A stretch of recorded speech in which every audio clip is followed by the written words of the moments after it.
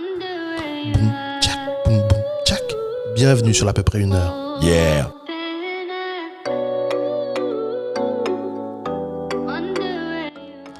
Bonjour la France d'en face, bonjour le monde qui nous écoute.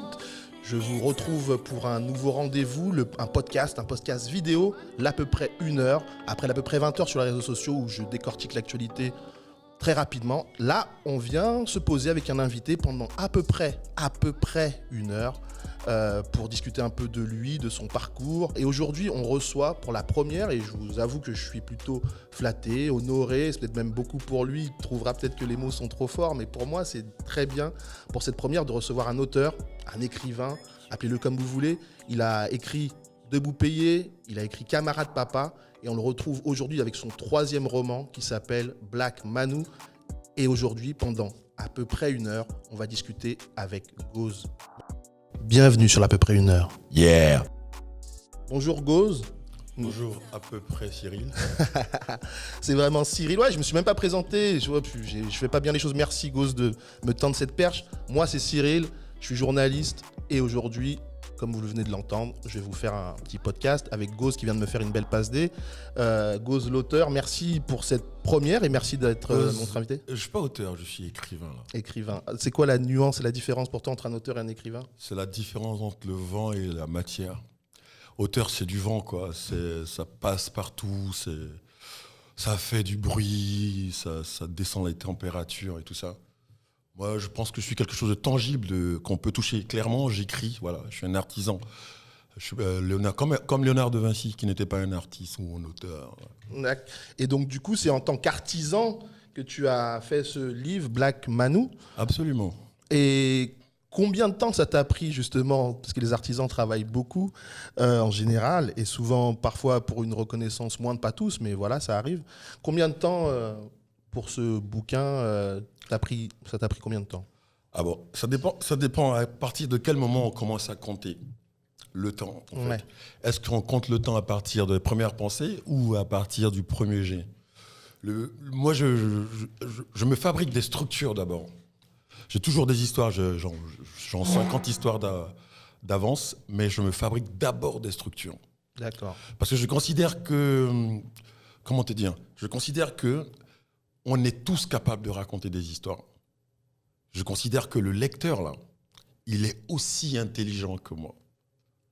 Tu vois ? D'accord. Et donc pour que je lui raconte, pour que je me donne le droit de lui raconter quelque chose, il faut que je trouve quelque chose d'au-dessus de ce que lui, il sait.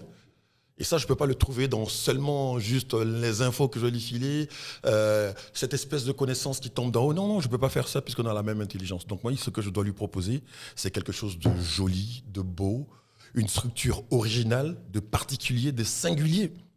Tu vois, pour l'emmener finalement dans quelque chose qu'il va comprendre. Et toi, donc en fait, l'ensemble, l'art là que tu proposes aux gens, tu le proposes à partir d'un moment où tu peux fabriquer une forme pour porter un fond.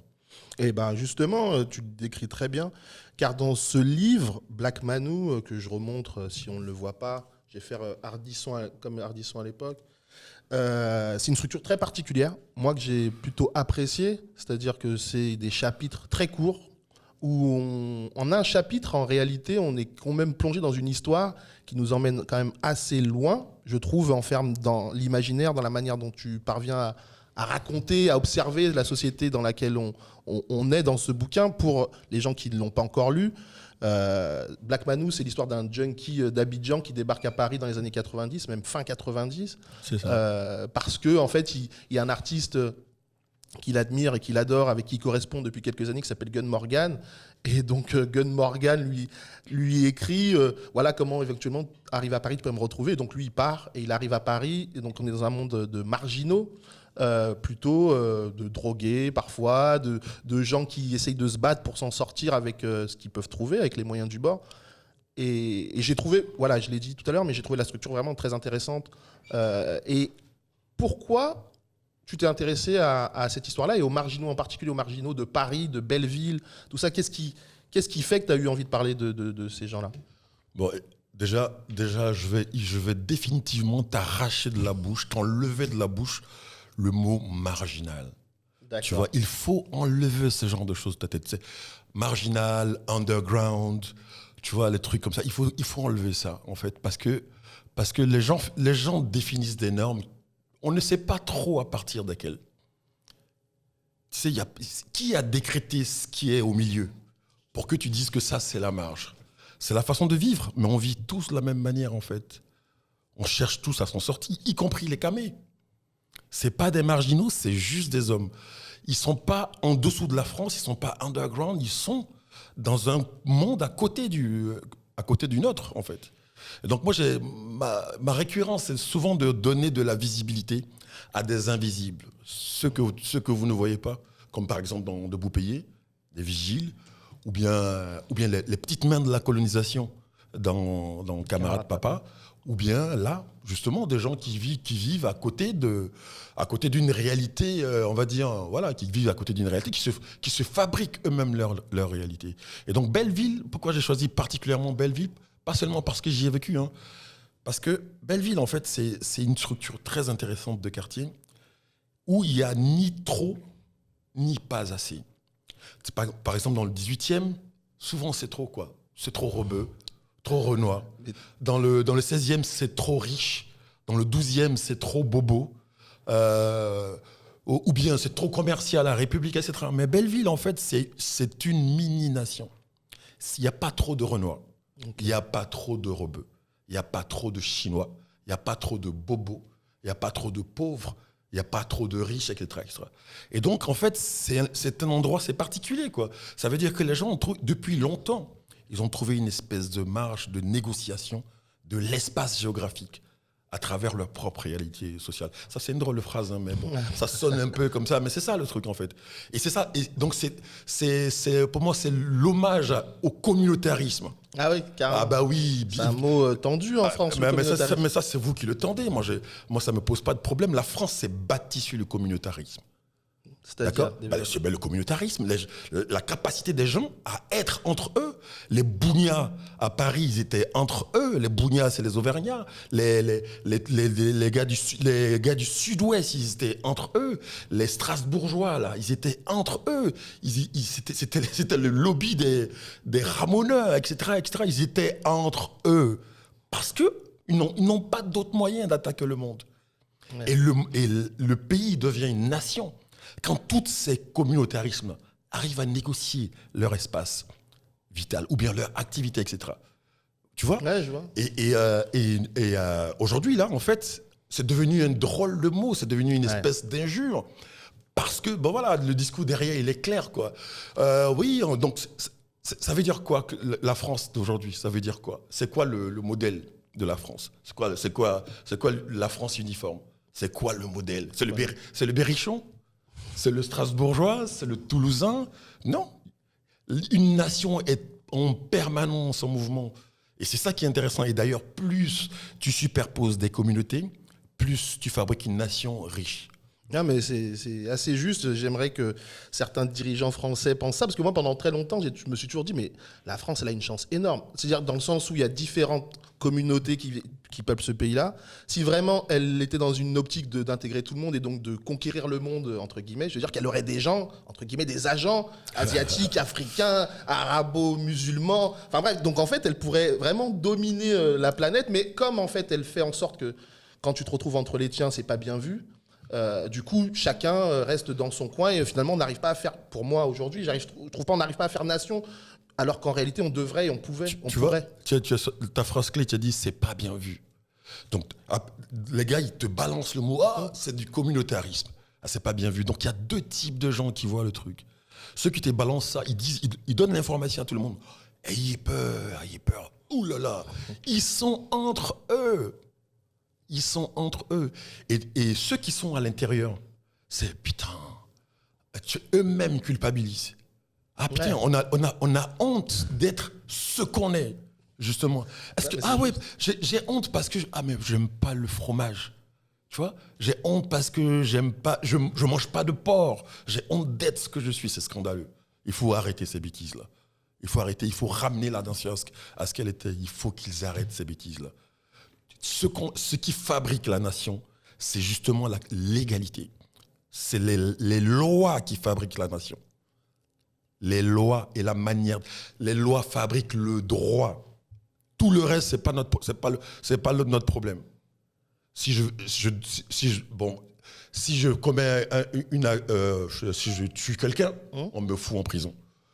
Si je gagne, je sais pas moi, si j'ai un diplôme, on me donne le travail qui va avec.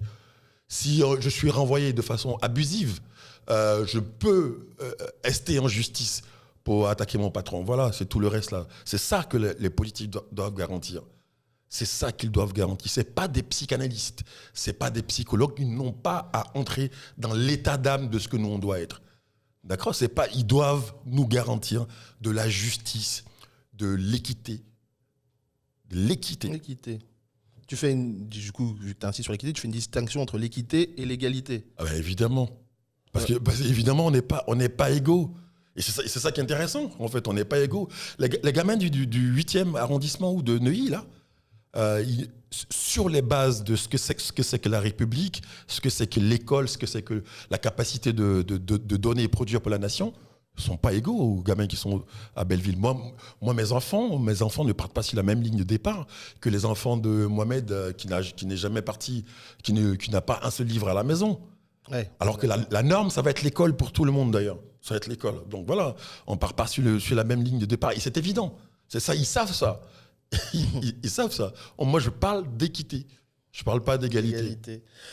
Et justement, dans le livre, donc Black Manu, d'ailleurs, on a à l'image, merci d'avoir mis à l'image justement la couverture du livre avec cette très belle photo d'une photographe donc éthiopienne, Aïda Moulouné. Est-ce que tu peux me parler un peu de son travail et pourquoi tu as choisi Bon, déjà, son travail est extraordinaire en termes d'imaginaire, en termes d'imaginaire, son travail est extraordinaire. Cette photo-là est sortie d'une série qui s'appelle The World is a Nine.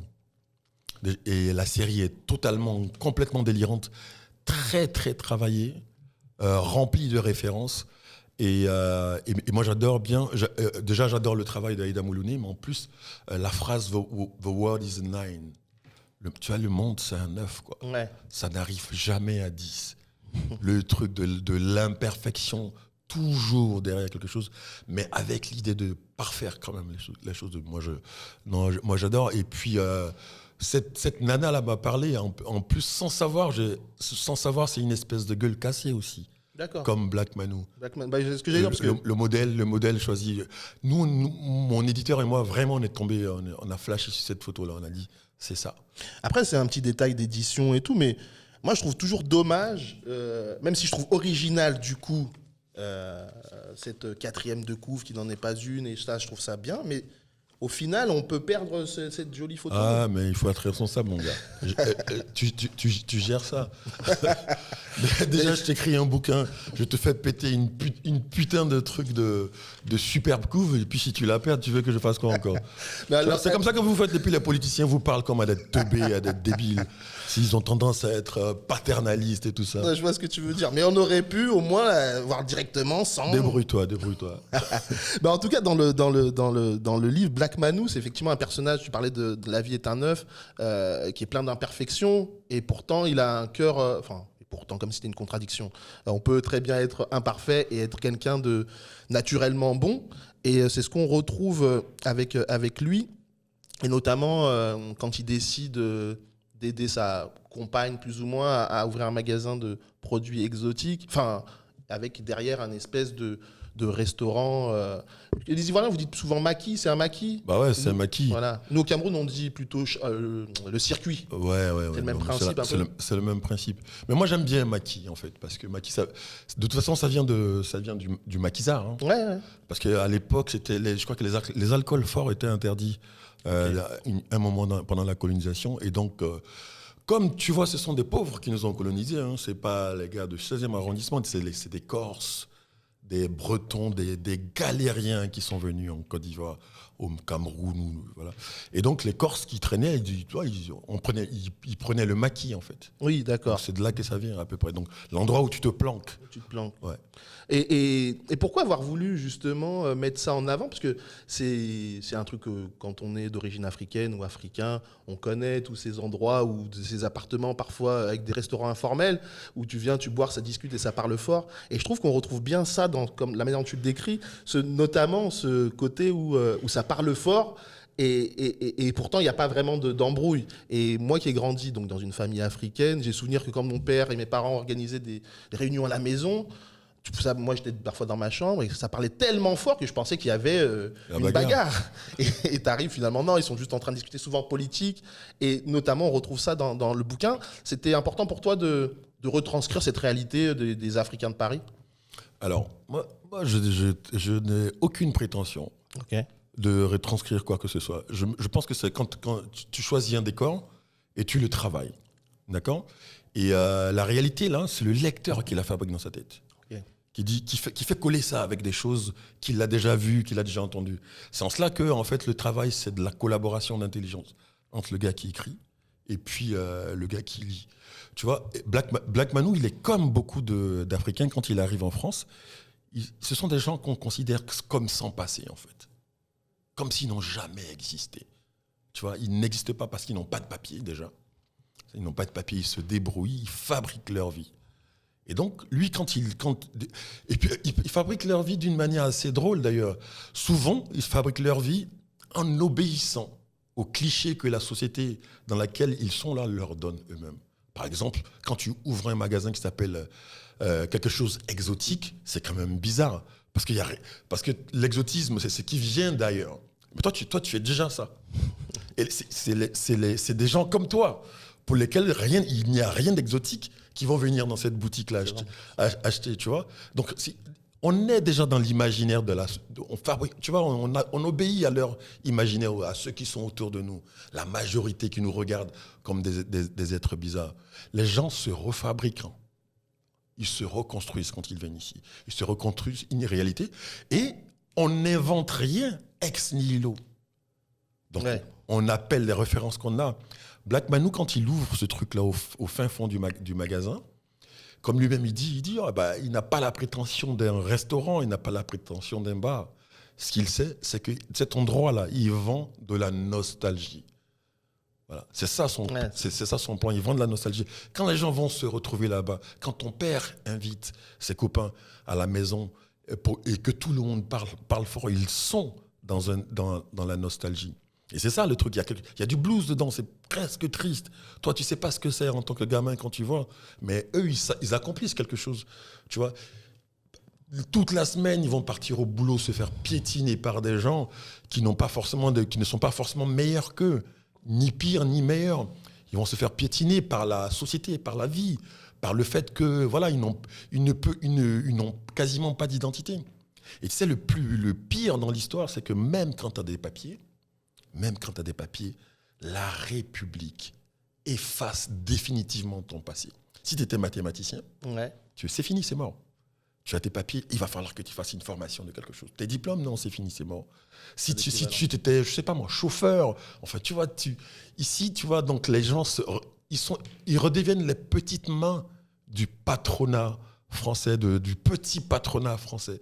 C'est ça le destin qu'on donne à ces gens qui bougent, qui quittent leur pays pour venir ici, se chercher un destin meilleur ou bien se changer un destin ou bien s'accomplir un destin, peu importe quoi. Voilà ce que la République leur offre. Donc en fait, moi, je ne retranscris pas, je regarde juste. Oui, tu observes la société et tu l'écris. Après, comme tu dis, le lecteur fait son travail d'imaginaire, ce que j'ai très bien fait. Enfin, en tout cas, ce livre m'a permis vraiment d'aller chercher, puiser dans beaucoup d'images que j'avais moi-même vécues ou d'histoires que j'avais entendues. Je suis un vrai escroc, mon gars.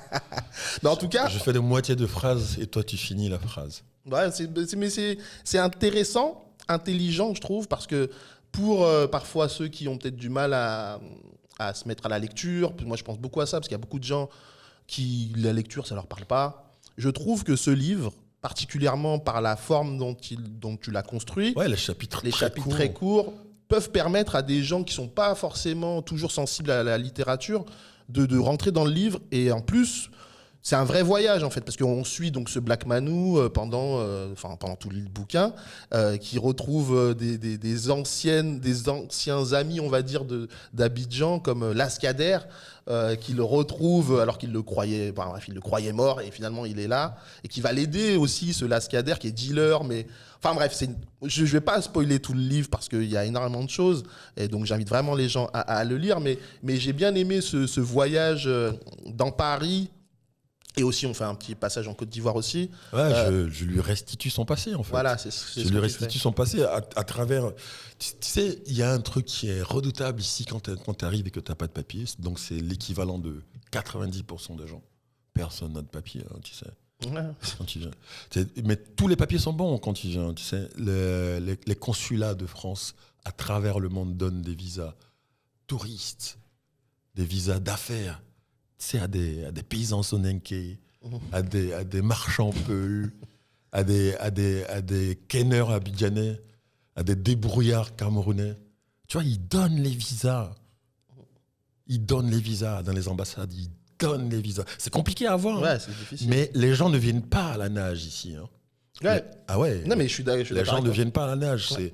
Et c'est d'ailleurs... La Méditerranée, là, c'est une exception exceptionnelle. Mais d'ailleurs, juste, non, mais tu fais bien, c'est juste une petite aparté. Mais oui, c'est ce qui m'a surpris, non, parce que je sais que moi, beaucoup de gens de ma famille qui sont venus en France dans des situations particulières sont tous venus en avion. Il n'y a personne qui est venu. Tout le monde vient en avion. Voilà, personne n'est. Ce matin, là, il y a eu un vol Air France au moins 2 vols Air France qui viennent d'Abidjan, remplis de touristes et de businessmen. Tu vois. D'ailleurs, il y a eu ceux qui viennent de Cotonou, de Douala, etc., etc. Tous les matins, every goddamn day. Donc ça, c'est Air France. Après, il y a TAP Air Portugal, Royal Air Maroc. Des dizaines d'avions viennent avec des gens qui ont des putains de visas signés par les consulats. Putain, les négros sont devenus brusquement comme ça des touristes. Moi, je ne vois jamais de touristes sur les Champs-Élysées ou tout ça. Donc il y a quelque chose. Et ça crée du coup de nouveaux métiers sur place, comme le canonnier dont tu parles, qui lui est spécialisé pour aider justement. Il fait de vrais faux papiers aux gens. Parce que ce qui compte pour le consulat, c'est que le papier soit vrai, quoi, en fait. Donc on te demande des cautions incroyables. 4 millions, 5 millions, un compte en banque et tout ça. Ils savent brusquement. Tout le monde arrive avec des comptes, des livrets, des carnets de comptes remplis comme ça. À quel moment ils galèrent en France? Ouais. Et ça fait des années que les consulats signent des visas comme ça. Donc le projet est clair. C'est de fournir de la petite main-d'œuvre au petit patronat. Le projet est clair. Ils savent que les gens vont rester. Ouais. Donc tout le monde arrive avec des papiers. Et en fait, c'est au bout de quelques temps que tu deviens sans papier. Et le pire, donc souvent, il y a les démarches, tout ça, il y a le truc, les assos et tout ça. Et donc le pire, je pense, vraiment le pire, c'est au moment où tu entreprends les papiers et que tu te rends compte qu'en fait, tu n'as plus de passé. Ouais. Tout ce que tu vas faire pour avoir des papiers, c'est de prouver comment tu as vécu en France, ce que tu as fait, où tu as travaillé. Le reste avant ne compte pas. Il n'y a rien qui compte avant. Et donc moi, je restitue un peu le passé à mon personnage Black Manou. Je trouve que c'est super important. Non, mais moi aussi j'ai trouvé que c'était assez intéressant de comprendre comment il en était arrivé là et comment il a pu devenir ce qu'il est en France en tout cas. Il y a quelque chose qui est intéressant aussi dans ton livre, c'est le rapport entre les Noirs et les Blancs. Et j'ai envie de lire un passage parce que j'ai trouvé ça assez intéressant et pertinent et ça rejoint parfois... Vas-y, je n'ai pas honte de mes phrases, ça swing. Ça va, oui, non, mais en plus c'est vrai que c'est plutôt bien écrit. Donc du coup, en fait, pour les gens qui nous écoutent et qui nous regardent, dans le livre, donc il y a Black Manou qui a réussi à ouvrir, on vient de le dire, un maquis, donc un endroit le coin exotique, ça s'appelle. Enfin, en tout cas, dans le bouquin, c'est le chapitre Le coin exotique. Et en fait, il l'a eu grâce à un blanc, Solo de Grand B, qui est un bougna, un auvergnat. Et donc, tu rappelles qu'on les appelle les bougnats parce qu'ils n'arrivaient pas à dire charbonnier, ils disaient charbougnat. Et donc, du coup, leur nom, c'est les bougnats. Et d'ailleurs, dans le bouquin, Je pourrais vous parler de ce livre pendant très longtemps parce qu'en fait, il m'a beaucoup interpellé parce qu'il y a plein de petites choses que tu nous racontes comme ça, l'air de rien, et qui nous permettent d'apprendre des choses de l'histoire en général ou même parfois de la petite histoire, comme notamment Dakatine. On en parlera tout à l'heure de la Dakatine, ça m'a fait rire. Mais là, je voulais lire ce passage-là sur les rapports entre noir et blanc. Et donc, il y a Solo de Grand B qui dit faut pas rester entre vous, sinon vous devenez cons. Faut pas trop les laisser. Solo de Grand B est blanc, je l'ai dit, les Auvergnats. Faut pas trop les laisser entre eux, sinon ils deviennent racistes. Un seul gars qui bouge change le monde. Depuis que les humains marchent, c'est comme ça. C'est pas une phrase à la con de socialiste. Je suis un bougna, je suis né dans les volcans. Et donc après, là, le narrateur raconte l'apparition d'un blanc dans une assemblée de noirs en milieu confiné change automatiquement le cours des conversations. Tout le monde attrape le complexe de l'ambassadeur. Les moi deviennent des nous remplis d'orgueil. Mention spéciale au « chez nous en Afrique » lancé indifféremment par des Congolais ou des Maliens qui pourtant moquaient leurs différences quelques minutes avant. Par une sorte d'étrange réflexe, chacun devient le représentant auto-agréé d'une nouvelle nation aux contours vagues. Paradoxalement, les Verves qui avaient trouvé les accents de Cocody ou de Bakoni Koroji se rhabillent des intonations de Barbès Rochechouart. Et après, il y a un autre passage, juste quelques lignes plus loin, où je crois que c'est toujours Solo de Grand B qui dit « Oh, les gentils noirs avec leur culture si sympa, arrête ta Jacques Lang ». Non, ça doit être la discussion entre deux personnages. Mais en tout cas, « Oh, les gentils noirs avec leur culture si sympa, arrête ta Jacques Lang ». Déjà, je trouve ça bien dit. Un blanc dans ton bar, il entre avec toute la France. Il est seul avec vous, mais il est la majorité écrasante. Avant même qu'il le sache, vous lui avez donné le pouvoir. Vous vous mettez à parler comme lui pour qu'il vous comprenne, pas le contraire. Vous vous rangez inconsciemment du côté des perdants de l'histoire. Le racisme, c'est ça aussi, le triomphe des mythes du groupe dominant. Moi, j'ai arrêté de penser en groupe, surtout quand je suis dans un groupe. Je n'aime pas mon voisin parce que c'est un connard. Le fait qu'il soit arabe n'est qu'un accident de l'histoire. Il faut revenir au rapport individuel et tu verras. Et j'ai trouvé ce passage assez intéressant justement sur ce rapport noir-blanc où en fait, tu nous dis qu'en fait on se met nous-mêmes parfois noirs dans des postures qu'on nous a même pas demandé, mais pourtant on a le sentiment que c'est comme ça qu'il faut être pour, entre guillemets, plaire aux blancs. Est-ce que tu peux développer un peu ce passage ? Non, mais c'est la victoire. La victoire, c'est pas la guerre qui gagne, c'est l'imaginaire qui gagne toujours. L'imaginaire du groupe dominant, c'est celui-là qui gagne toujours. Et donc, en fait, tu es perdu, tu es perdant quand tu acceptes l'imaginaire du groupe dominant ou bien du groupe qui a gagné. C'est là que tu as perdu ton truc. Quand toi-même, tu tais ton propre imaginaire.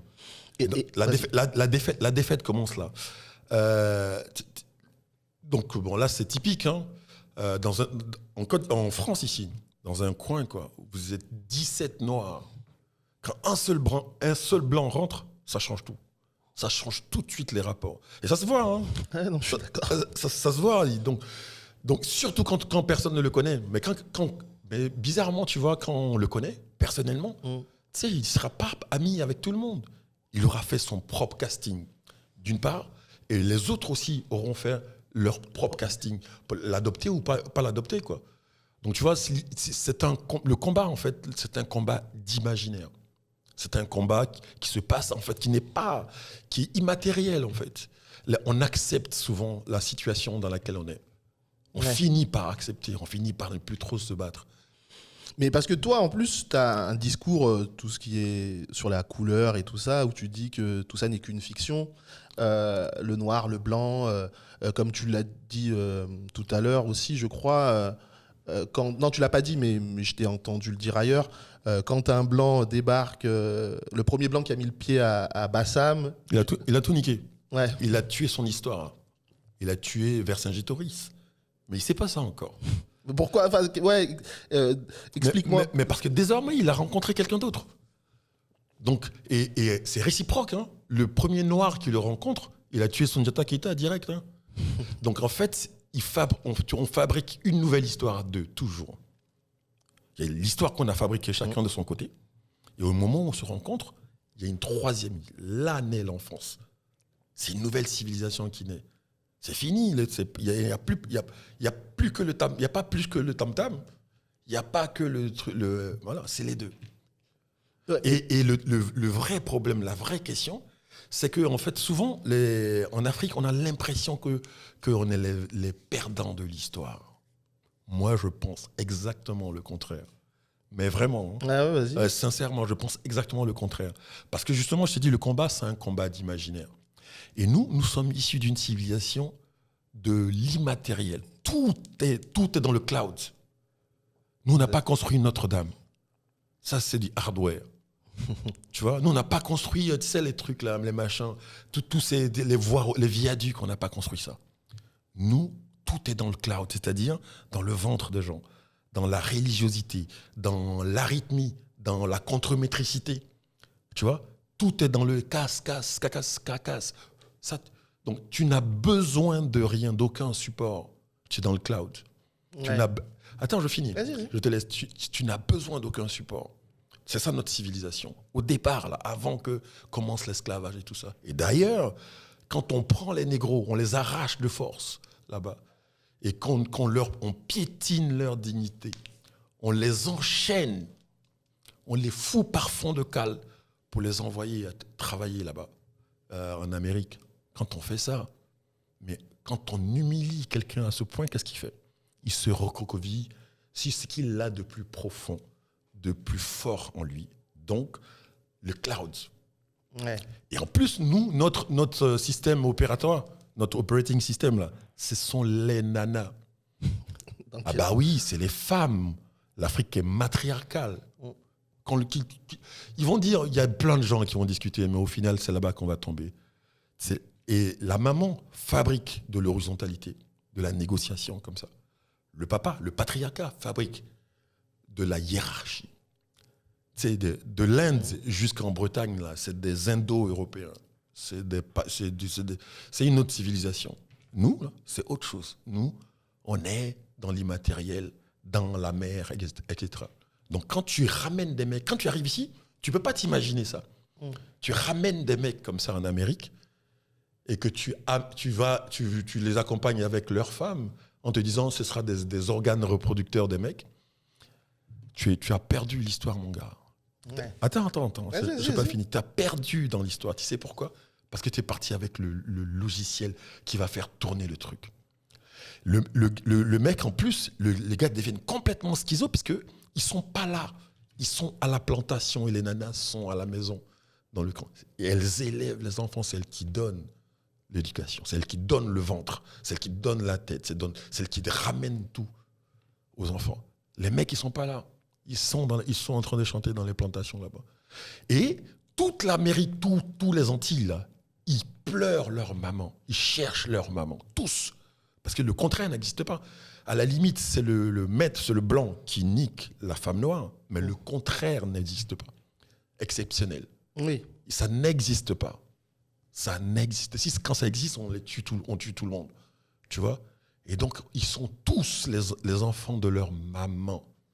Mohamed Ali, son grand-père est blanc, mais il cherche sa maman. Le truc qui a mis l'immatériel là. Tu reviens 400 ans plus tard, tu vas voir où se trouve la victoire. La victoire se trouve. La musique mondiale est négro-américaine. Je dis mondiale. Funk, soul, jazz, rock, hard rock, tout ce que tu veux. Même techno au départ. Tout ce que tu veux. Tout ce que tu veux. La musique. L'art moderne. L'art moderne, tu sais, c'est qui? C'est Picasso, Derain, Matisse, Modigliani. Regarde des statuettes nègres pré-esclavage. Immatériel, ça change leur perspective du monde. Ils donnent de l'image noire à toute la planète. Et ça a un nom, ça s'appelle l'art moderne. Nigger plastique. Tu vois? C'est ça la victoire du truc. C'est ça. Ouais, et qu'est-ce qui définit un homme? Si ce n'est sa manière de penser, de se bouger, même le sport. Tu sais, tu prends les négros, quoi. Au sport, tu dis aux gars, bon, vous avez 10 rounds, là. Si tu tapes le type qu'il tombe, tu as gagné le combat. Mais il ne fait pas ça. Il ne fait pas que ça. Il danse autour. Il est dans la recherche du geste, de la beauté du geste, qui est la quintessence de notre civilisation. Parce qu'on est dans l'immatériel. Qu'est-ce que tu fais quand tu es dans la forêt, là, au Congo, là? Qu'est-ce que tu ne manques de rien, mon gars. Tu ne manques de rien. Il y a de l'eau. Ouais. Il ne fait pas froid.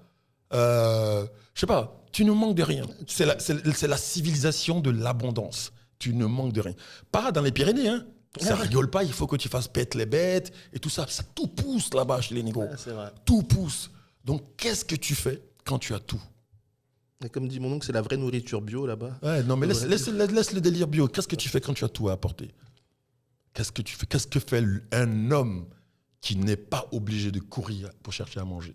Il fabrique de la beauté, mon gars. Ouais. Il fabrique de la beauté et de l'immatériel. C'est ça la quintessence de l'humanité. C'est nous les vainqueurs du truc. C'est dans ce sens-là que tu dis oui. les super-héros, ou c'est ça Est-ce que c'est la même idée?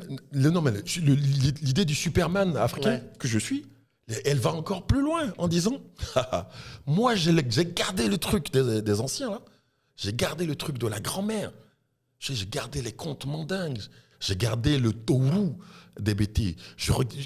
Les cérémonies de Bouti, ou bien de. Voilà, j'ai gardé tout ça. Mais putain, j'ai Montesquieu avec, mon gars. J'ai ça. On a les mêmes références. Je sais pas, moi, j'ai Hugo, j'ai Balzac, en plus de ça. Mais pas toi. Je dis pas, pas toi le blanc. Tu vois? Toi le blanc, au nom de la victoire du truc, là, de ta civilisation, tu te coupes du troisième enfant là qu'a donné votre rencontre.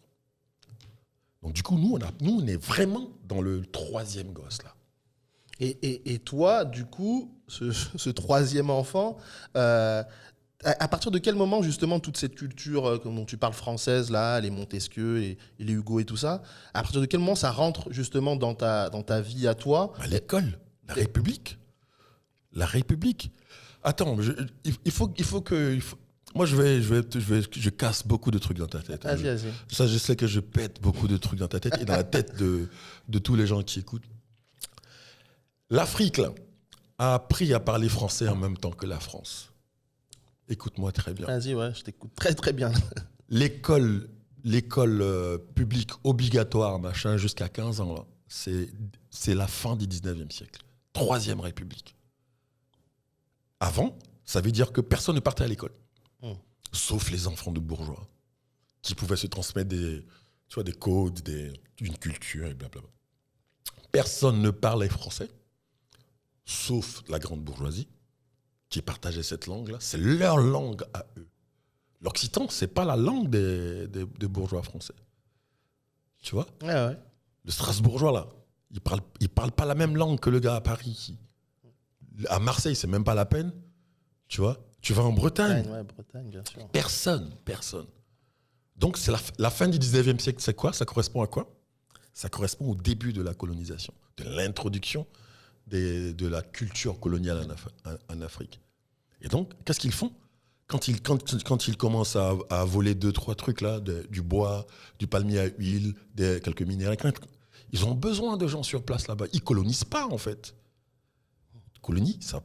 Coloniser, c'est ramener des colonnes. Non.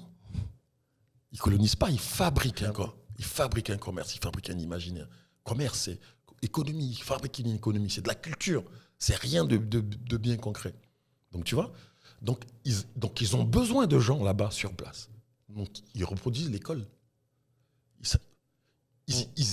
En même temps qu'en France ici. Donc, nous, on apprend tous le français en même temps. L'école publique obligatoire, là, s'ouvre. Après, ils hésitent un peu. Hein. Est-ce qu'on va vraiment leur montrer les vrais trucs et tout ça? Donc, ils font petit à petit une sous-école, mais voilà. Mais le fait est là. Donc, nous, on parle français, mais on parle aussi BT, Ani, etc., etc. Tu vois? Donc, on a vraiment les deux. Donc, ils ne peuvent pas se targuer de deux. On est le français, là, quand je parle des Zola, là, on a ça ensemble. Mais eux, ils n'ont aucune idée de comment ça sonne, le mandingue. Ils n'ont aucune idée. C'est tout un pan de la civilisation coloniale, parce que c'est ce que c'est devenu. C'est tout un pan. Eux, ils se sont coupés de ça. Et nous, on a les deux. On les piétine, mon gars. Mais oui, c'est obligatoire. C'est comme ça que c'est. C'est comme ça que tu crois que pourquoi les Maître Gims et compagnie, tous ces gens-là, tu crois que pourquoi il y a de plus en plus de gens, c'est ça. Ils ont les deux. Ils ont ça. C'est pour ça. Tout à l'heure, tu me demandais, mais comment tu expliques les Congolais, machin. Non, ils ont les deux. Ils ont les deux, comme toi. Ouais, c'est ça. Tu vois. Le fait d'avoir ces deux cultures te rend effectivement plus fort. Bah, justement, tu viens de citer Maître Gims. Ce qui est intéressant dans ton livre, c'est que ton personnage donc, arrive en France. Mais qu'est-ce que tu penses justement de la communauté noire française? Comme je le rappelle pour les gens qui nous regardent, qui nous écoutent, Gauze est ivoirien, est né, grandi en Côte d'Ivoire. Il est venu en France par la suite. Donc il est entre les deux pays ces dernières années, c'est ça, je ne me trompe pas? C'est ça. Qu'est-ce que tu penses justement? J'aimerais avoir ton regard d'Africain sur nous, entre guillemets, les Noirs de France. Et parfois on se retrouve, j'ai le sentiment, les Noirs de France, schizophrénie c'est une vraie maladie, donc c'est pas ça, mais on est perdu, on sait pas trop. Symboliquement, ouais. On sait pas trop des fois, pas tous, hein, mais on a du mal à se positionner. Toi, qu'est-ce que tu vois et comment tu nous perçois? Moi, le premier truc qui m'a traumatisé quand je suis venu en France, mais après c'est complètement débile, hein, parce que je comprenais pas encore les rapports. T'es arrivé en France à quel âge? À 28 ans. 28 ans, ok. Je suis arrivé au complet. Je suis arrivé au complet, plein. Je suis arrivé au complet même déjà. Donc, tu vois. Et je comprenais pas trop le truc en fait. Et j'arrivais pas à plaquer toutes mes idées politiques que j'avais en Côte d'Ivoire ici, parce que je me suis laissé distraire par la couleur. Tu vois, par exemple, quand je suis parti à la Cité des Cosmonautes là, et j'ai vu comment c'était pourri. Il y avait plein de Renois qui traînaient là comme ça. Mais la Cité des Cosmonautes, c'est genre à 15 minutes de Madeleine. Je dis, mais c'est pas possible, les gens, ils peuvent pas être en galère comme ça, à 15 minutes de l'endroit où il y a tout le fric de la France, quoi. Ils peuvent pas rester là, se plaindre et tout ça, machin. Et en fait, je me suis rendu compte que j'avais pris de l'empathie parce qu'ils étaient noirs. Et j'avais complètement oublié qu'on était à la Cité des Cosmonautes. Parce qu'ils étaient prolétaires. C'était ça la vraie question. Tu vois? Ouais. Des prolétaires. À partir du moment où je me rends compte que, je dis, ah ouais, mais ouais, non, il faut que j'arrête l'empathie colorimétrique. Là, j'ai commencé à avoir une véritable pensée politique. Et je me suis rendu compte justement que les jeunes, là, ceux qui avaient mon âge, mais qui étaient nés ici, tout le monde était énervé. Ouais. Mais ils étaient tous vénères. Et justement parce que, à cause de la schizophrénie, à cause du plafond de verre, cause du plafond de verre, il y a plein de choses, quoi. Il y a plein de raisons pour être énervé. Énormément de raisons. Énormément. Mais bon, après, j'avais l'impression qu'ils n'arrivaient pas à passer le truc, quoi. Je dis, mais à un moment donné, quand tu es vénère comme ça, dis-toi qu'il y a quelque chose qui ne va pas. Tu es vénère à cause des autres. D'accord? Ok. Ben, tu fais ton truc à toi. Je t'emmerde. Je fais mon truc à moi. Je fabrique mon imaginaire. Je fabrique mon truc. C'est comme ce que tu fais là. Ce que tu fais là, c'est super puissant. Et je me suis rendu compte, après, je me suis dit, j'ai vu les choses évoluer en 10 ans. J'ai vu les choses évoluer. Tu sais, la bande à Jamel, les Eboué, les Nguijol. Tu sais, il y avait de plus en plus de gens, Omar Sy, qui devenaient des espèces d'idoles. Ça. Puis je me suis dit, mais putain, il se passe quelque chose là. Il se passe quelque chose. Parce que ces gars-là, ils sont pas bons. Hein. C'est pas des excellentissimes, ils sont pas ouf. Tu vois? Ils sont pas ouf. Même les Gims et tout ça, ils sont pas ouf. Mais ils sont devenus la figure populaire de la France. Aya Nakamura, Sainte Aya. Ah oui. Bénédiction, c'est ton nom. Ils sont devenus la figure populaire de la France. Que les vénères le veuillent, que les fabricants du plafond de verre là, le veuillent ou pas, c'est ceux-là qui sont devenus. Donc ça pose une vraie question. Avant, un Renoir comme ça, pour devenir une grande figure, mais il fallait être excellentissime. Ouais, donc tu vois, des pas bons réussissent à devenir des grandes figures populaires. Donc il y a quelque chose qui se passe. Et je pense que justement, vous les jeunes là, c'est dessus que vous devez...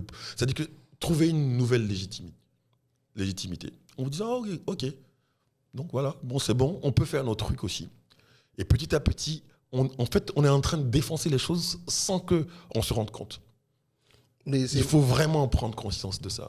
Mais moi, c'est vrai que pendant très longtemps, ma phrase, je l'emploie encore aujourd'hui, mais là, dans ce que tu viens de dire, ça me permet finalement me dire, on y est déjà, moi pendant longtemps je disais la vraie égalité c'est quand tu auras un noir incompétent à un poste important. Il y a bien des blancs incompétents à des postes importants. Donc pour moi la vraie égalité sera là. Mais je crois que c'est un dérivé d'un slogan féministe, donc j'ai oublié l'autrice ou l'auteur.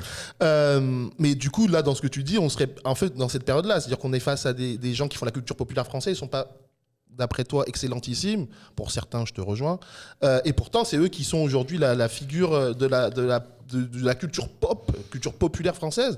Et tu viens de citer Aya Nakamura, Sainte Aya. Sainte Aya, je te dis pourquoi. Parce que vous, en plus, non seulement vous êtes. Donc, quand j'ai vu que vous, les jeunes d'ici, vous étiez trop vénères, là, mais en plus, vous reproduisez le truc des darons blancs. C'est-à-dire la domination patriarcale des Blancs. Mais vraiment, quoi. Et après, vous regardez le grand machisme de vos parents, probablement. Mais vous allez... Donc, vous êtes dans cette revendication sans jamais voir l'ego. Jamais vous voyez l'ego. Ou l'ego, parce qu'en plus, tu sais, par exemple, dans les boîtes de nuit, l'ego, elles peuvent rentrer, mais pas les mecs. Ouais. Elles ont l'air... Elles sont dans l'imaginaire populaire, quelque chose comme... tu sais, c'est des sex symboles comme ça, inaccessibles, dont rêve le petit blanc, Babtou, un peu fragile comme ça, machin. Son exotisme. Donc, voilà. Donc, tu vois, elles sont dans une espèce de case, dans le meilleur des cas. Elles sont dans cette case-là. Jamais vous, les mecs, vous les voyez. Alors que votre origine culturelle, justement... C'est la daronne, pas le daron. Mais vous ne vous rendez pas compte de ça. Et donc les filles sont le sous-prolétariat de votre prolétariat. Ouais. Tu vois ? Et elles n'ont jamais... Quand elles existent, là, c'est toutes des intellos.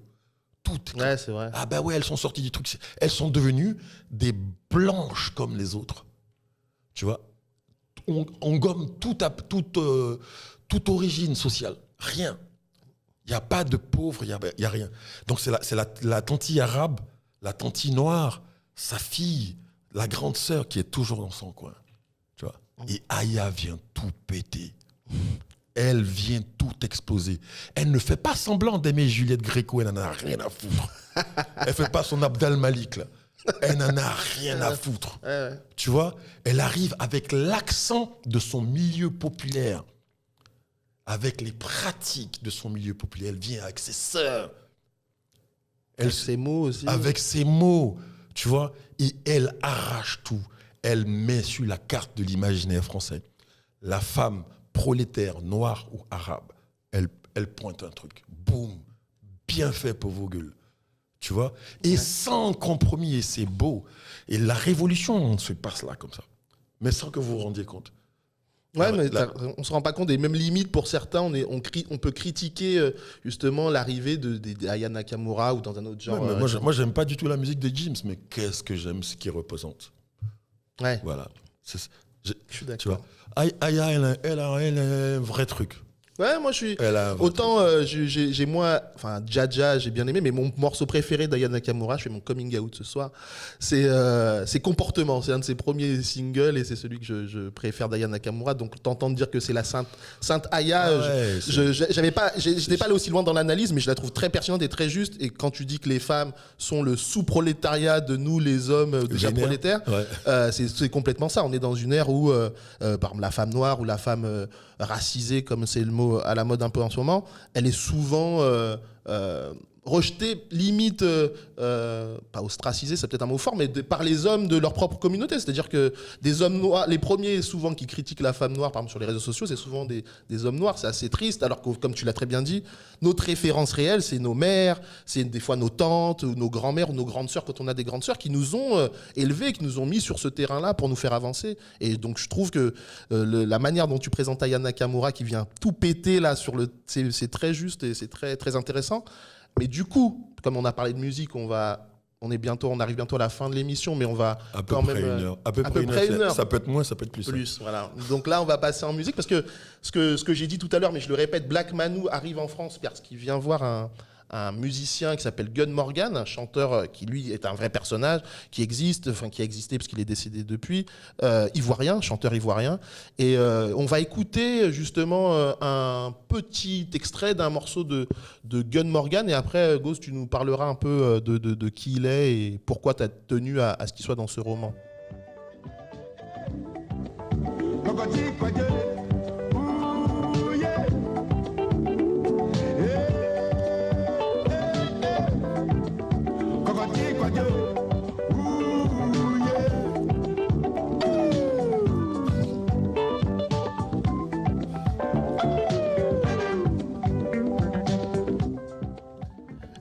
Et ce qui est intéressant avec Gun Morgan, que j'ai découvert grâce à ce livre, ça m'a fait penser à un autre article qui s'appelle Sonny Okosun, un Nigérian. On va juste écouter un petit extrait et après on va parler de Gun Morgan et de l'importance et même du fait qu'on néglige les musiciens africains des années 70-80 alors qu'ils ont fait des pépites. Pour moi, par Sonny Okosun, parce que quand j'écoutais Gun Morgan, ça m'a fait penser à Sonny Okosun que j'avais découvert, je ne sais même plus par quel biais, et que j'avais trouvé excellentissime. Et que je me disais, Sonny Okosun et son bandeau. Voilà, exactement. Et je me disais, c'est dingue qu'un mec comme ça, parce qu'à part Fela Kuti dont tout le monde peut parler, mais Sonny Okosun, c'est un gars, je trouve, tellement fort, et que je l'ai connu il y a peut-être 5-6 ans, tu vois, ça fait peut-être 10 ans max aujourd'hui. Mais voilà, je me dis comment on a pu passer dans la musique à côté de ce type de personnage. Donc Sonny Okosun juste.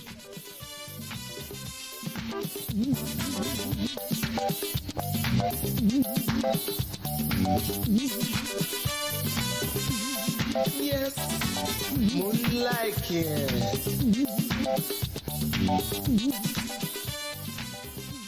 Donc la question que je te pose, Go, c'est pourquoi tu as voulu parler de Gun Morgan dans ton bouquin, même si il survole un peu le bouquin. Et surtout, musicalement, parce que je sais que tu aimes beaucoup la musique, comment t'expliques que tous ces chanteurs-là, en fait, finalement, qui ont fait de la pop, enfin pas de la pop, de disco, funk, un peu limite pour moi au niveau, voire supérieur à ce que les Américains pouvaient faire, de mon point de vue. Et pourquoi finalement on n'a pas, même en Afrique même, tu vois, c'est des chanteurs que peut-être même les Africains dans les pays d'où ils viennent ne connaissent pas. Alors déjà, ça me fait plaisir, hein, tout cet engouement des jeunes, pas que africains d'ailleurs, pas que d'origine africaine, de tout le monde en fait, autour de cette musique africaine des années 70 là. Ça dit beaucoup de choses sur l'époque aujourd'hui. Ça dit beaucoup plus de choses sur l'époque d'aujourd'hui que l'époque d'avant en fait. Bon, c'est vrai, des fois, il y a un petit côté effet de mode, là, ouais, le néoclassicisme africain, les années 60-70. En fait, ce que ces vieux-là vous disent, ce qu'ils disent, dans les années 60-70, là, eux, ils découvrent. Il y a beaucoup d'entretiens, c'est vraiment 60-70, les gens découvrent la musique, les instruments de musique. C'est la basse, l'électricité, les vents, etc. La musique moderne européenne, là, quand elle arrive en Afrique, c'est principalement par les militaires. Okay. Tu vois, ouais. C'est donc dans les colonnes des tirailleurs, etc.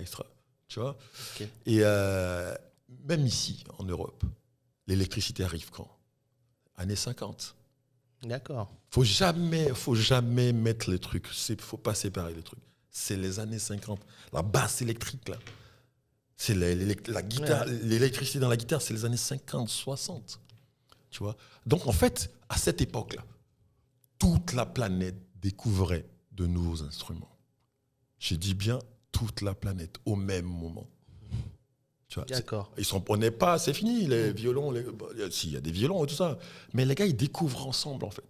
Sauf que les Renois, là, justement, ils viennent avec quelque chose de plus que les autres n'ont pas ici, que les Beatles n'ont pas. Obladi, Oblada, Life Goes On, tu vois. Eux, ils n'ont pas ça. Eux, ils sont plus que Obladi, Oblada dans leur tête. Ils sont plus que Yesterday. Ils ont, tu vois, ils ont le quaternaire, ils ont la mystique de la brousse. Ils ont ça. C'est pas une caricature. Tu vois, ils ont eux-mêmes déjà une tradition d'instruments.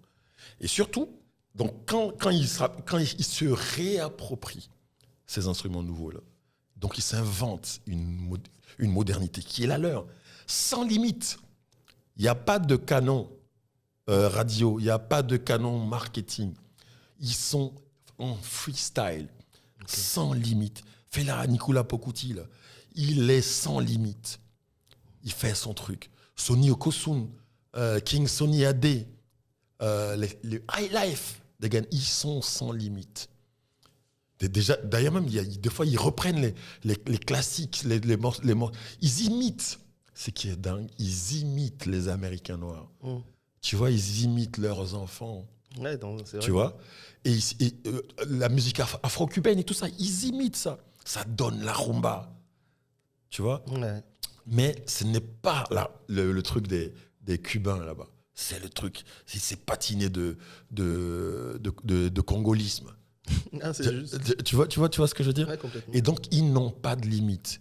Et en fait, ce sont les années 80 et l'arrivée du marketing, voilà, de la vente du truc. Ils sont dans le geste même, dans le geste de leurs parents. C'est-à-dire, l'artiste n'est pas identifié, en fait. Il est là, il fait, c'est tout. L'artiste, c'est celui qui fait, tu vois. Et après, les années 80 commencent à éplucher le truc. L'argent vient, les grands studios, on cherche le truc qui marche, qui cartonne et tout ça. Les goûts commencent à s'harmoniser. Les années 80, tout le monde subit le même truc. Tout le monde subit le même. Voilà. Non, Donc, mais tu vois, et donc, en fait, il y a ce retour-là. Il y a une espèce de retour à une époque où les gens étaient véritablement libres de s'inventer des musiques. Et d'ailleurs, tu sais, ils y allaient, hein. Ça n'a pas donné forcément des autoroutes. Des fois, il y en a qui ont rencontré des impasses. Et ce qui est beau, c'est que tu vois, la jeunesse d'aujourd'hui retrouve l'oreille pour écouter tout ça. Ouais, complètement. Un remix, il y a beaucoup de DJ étrangers, enfin européens ou américains qui justement remixent tous ces sons des années 60-70 africains. Et je trouve ça très, très, très fort.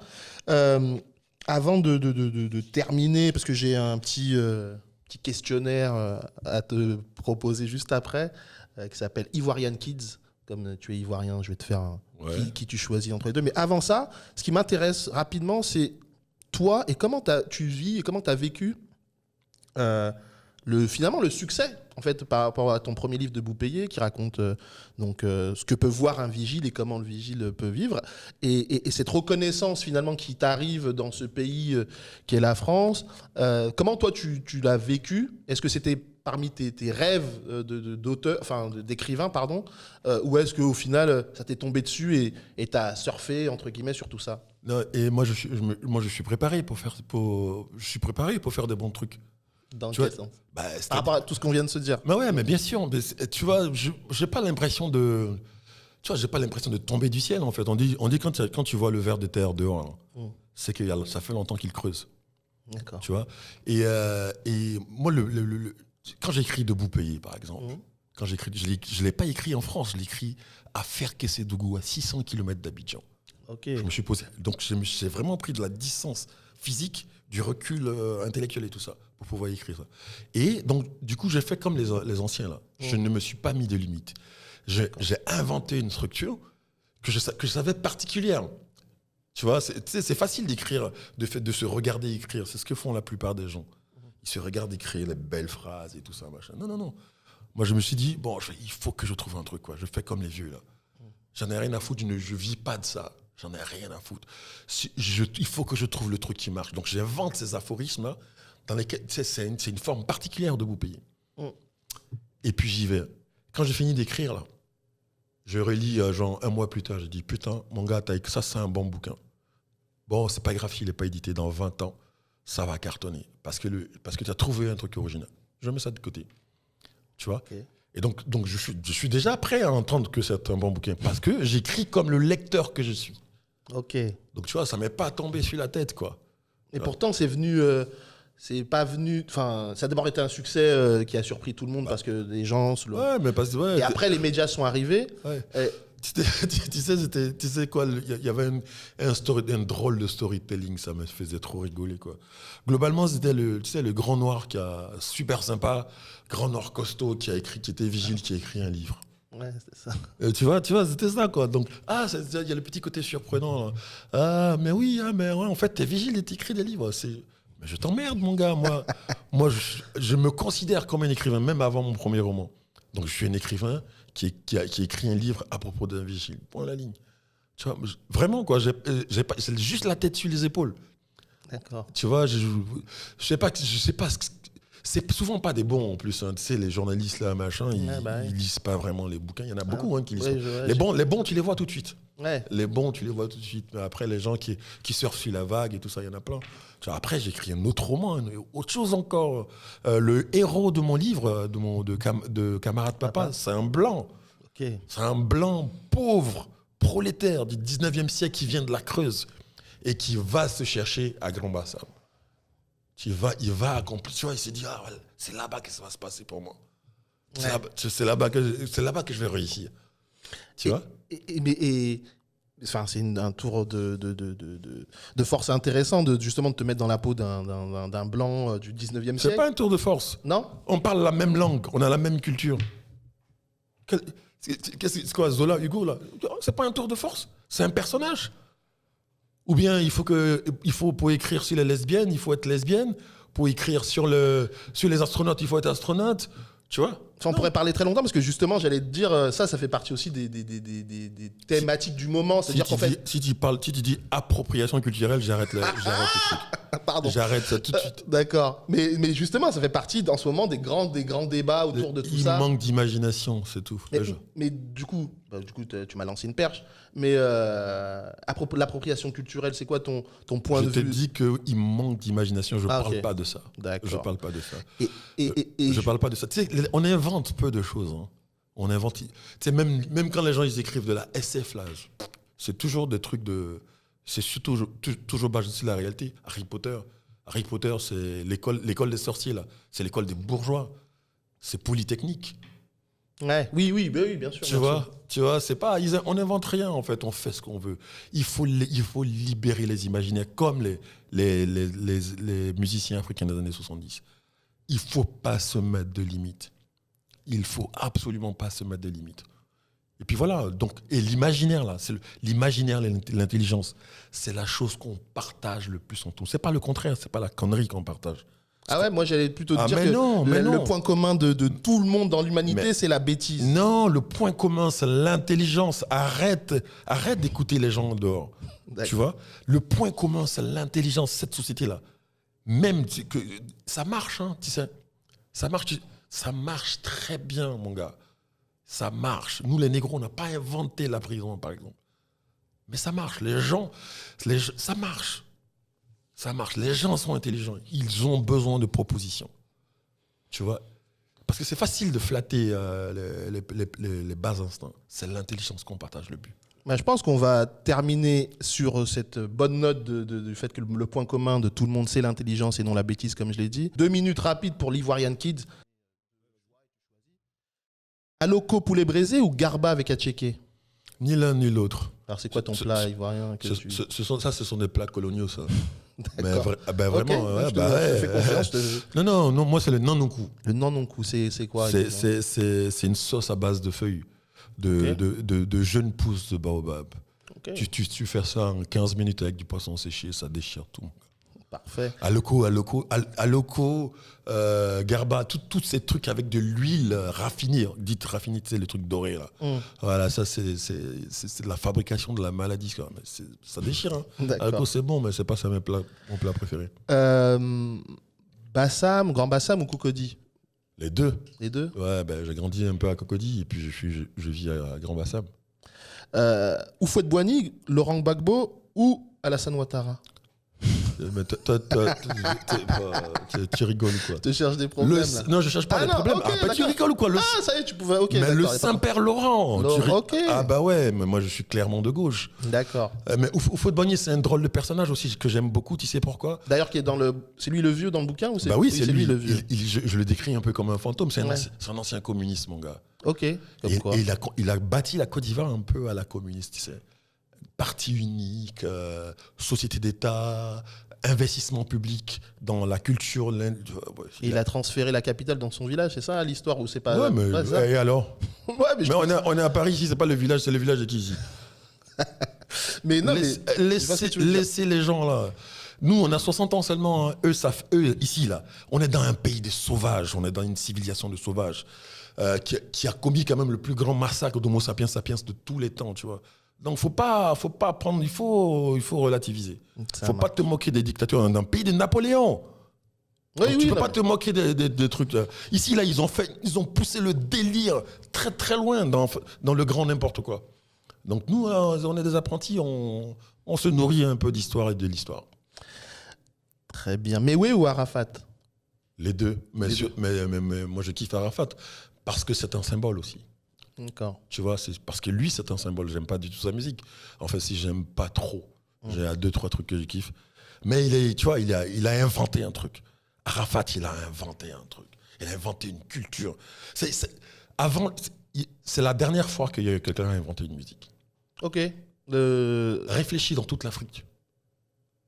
Le coupé-décalé de Arafat, là, c'est la dernière fois que quelqu'un a inventé une musique. Ça ne ressemble à rien avant et il n'y a rien après qui ressemble à ça. Non, je veux bien te croire. Peut-être je manque de culture musicale africaine pour trouver les derniers qui viennent de sortir. Il n'y a personne. Il n'y a personne. Gun Morgan ou Magic System, mais j'imagine la réponse. Non, mais Gun Morgan, Magic System, c'est des rigolos. Non, mais c'est bien. Tu vois, ils sont très bien, par exemple, parce que tu vois, ils obéissent à leur propre caricature. Ils ont contribué à faire connaître, tu vois, le quaternaire, là, c'est le début.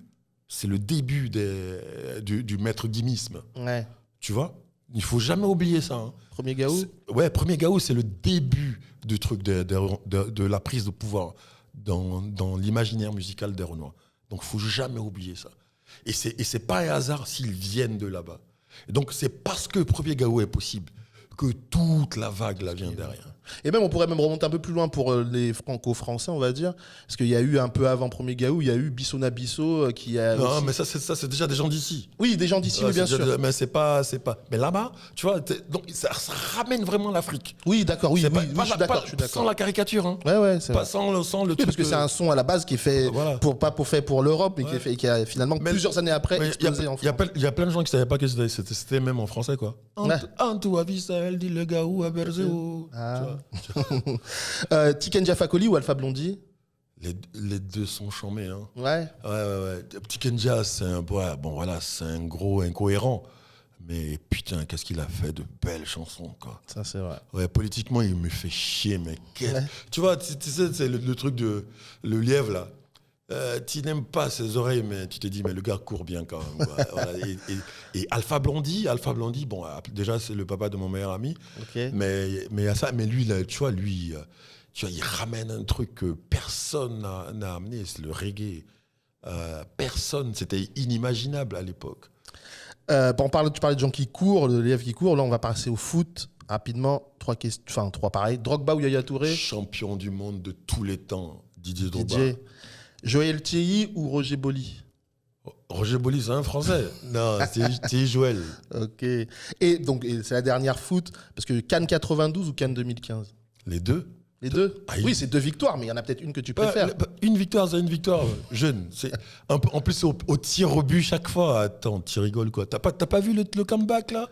Les tirs au but, c'était improbable. Je me souviens de celui de 92 où ça a duré jusqu'à... Et pareil, pareil en 2015, exact. Pareil en 2015. L'année où il n'y a pas de Drogba alors qu'on attendait les Ivoiriens depuis des années. C'est pas grave, de toute façon, Drogba, c'est le petit frère de Dieu. Ok, voilà. Carrément. Moi, j'appelle Mbappé l'enfant de la prophétie. Toi, Drogba, c'est le petit frère de Dieu. Très bien. En tout cas, Goz, je te remercie pour cette première. Je suis honoré, je l'avais dit au début, je le redis, de t'avoir eu comme premier invité de l'à peu près 1 heure, le podcast que vous allez découvrir cette saison. On a eu un premier invité, Goz, qui est un auteur. Je représente son bouquin Black Manu, qui devrait être chez vous ou dans toutes les bonnes librairies. En tout cas, allez l'acheter. Je l'ai fait et je trouve que c'est un super bouquin. Moi, c'est le premier livre que je lis de Goz et je vous invite à faire de même car honnêtement... Bon courage aux prochains qui vont venir. Et en plus, la barre est haute, c'est vrai. Represent. Merci beaucoup. Et on va terminer en musique avec un chanteur que tu m'as fait découvrir car je t'ai écouté dans une interview. Il s'appelle Echo Roosevelt, c'est un métis camerounais qui fait de la musique tout simplement parfaite. Pour moi, en tout cas, j'ai beaucoup aimé. Le morceau s'appelle Ndole Mbe Moulema. Echo Roosevelt, sachez que cette émission sera visible sur YouTube. Vous pouvez l'écouter sur toutes les plateformes de podcast. Vous savez ce qu'il vous reste à faire, partager, liker, nous suivre, vous abonner. Vous savez comment fonctionnent aujourd'hui les réseaux sociaux. Si on veut la mettre à l'envers à l'algorithme, il faut absolument commenter, il faut absolument partager, liker. Et voilà, merci à vous. Jamais dans la tendance, toujours dans la bonne direction, comme disait la Secret Connexion. Si Ghost a un dernier mot, on terminera là-dessus. Non, avec, ça m'ira. Moi, j'écoute la musique là déjà. Ok, parfait. Echo Roosevelt, retenez bien son nom. Echo Roosevelt, et on se retrouve très vite, très bientôt, avec un nouvel invité pour le podcast l'à peu près 1 heure. C'est un invité avec qui je discute pendant à peu près 1 heure. Peace.